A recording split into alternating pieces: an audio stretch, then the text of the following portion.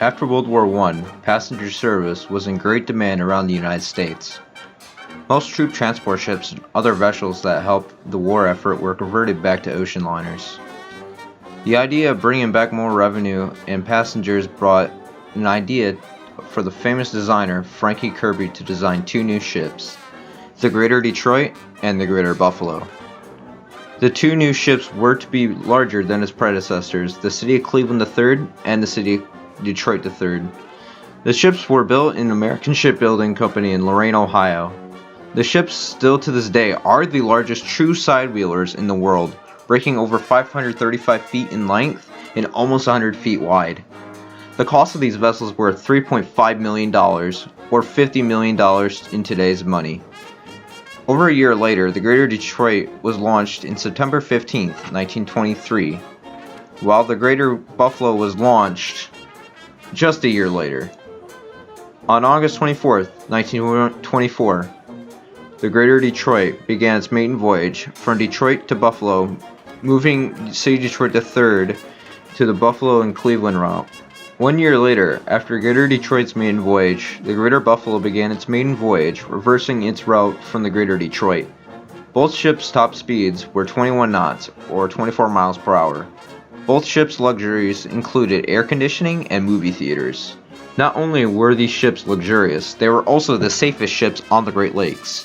They included double bottoms, 16 watertight doors, and sprinklers for every room in case of fire.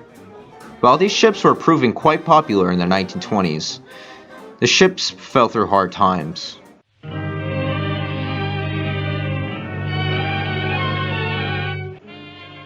In the 1930s, the ships were pulled out of service in 1930 through 1935. During that same time period, the D&C line lost over $2.8 million, or $42 million today. Labor strikes and resource-intensive coal engines increased operating costs, while increasing competition with the railroad and automotive industries. The vessels were too large to pass through Sault Ste. Marie Canal to pass through Lake Superior, and the Welland Canal to pass through Lake Ontario. In 1936, the Greater Buffalo was even a flotille in Cleveland for attendees of the Republican Convention. The ships came back in service in 1937, only to be pulled back out of service a year later.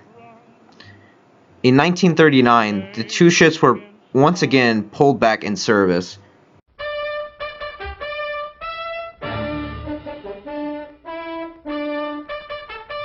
On December 7, 1941, Japan, like its infamous Axis partners, struck first and declared war afterward. After the attack of Pearl Harbor in 1941, the United States government needed training aircraft carriers for pilot training. The U.S. Navy went to an unlikely source, the Greater Buffalo and the CMB. The Greater Buffalo was moved back to the American Shipbuilding Company for her refit.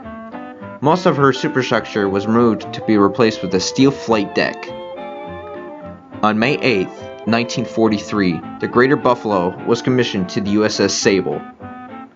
While the ships were qualifying pilots, the pilots found the planes harder to land than a normal aircraft carrier, due to its size of the ship.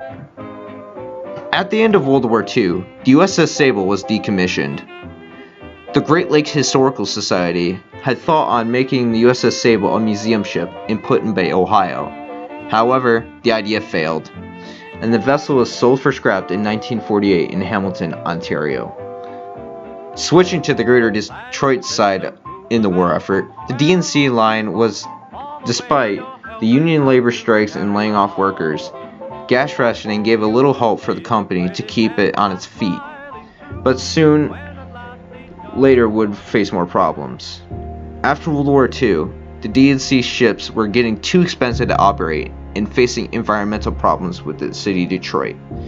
In 1949, the D&C line wanted to make some of the ships more economically friendly by replacing the coal-burning boilers to oil-burning, and also would enter the automotive transportation business. Not only was the Greater Detroit replaced with new boilers and a new type of service, the Greater Detroit and the City Cleveland III were repainted white for a cruise ship appearance. However, the changes did not help. In 1951, all services of the D&C line had officially ended. The Greater Detroit, along with the City Detroit III and the Eastern States, were moored in Detroit, Michigan, waiting for their fate. In 1956, most of the Greater Detroit's wood fittings were removed and sold for auction. December that year, the Greater Detroit and Eastern States were burnt at Lake St. Clair, so it would be easier to scrap the metal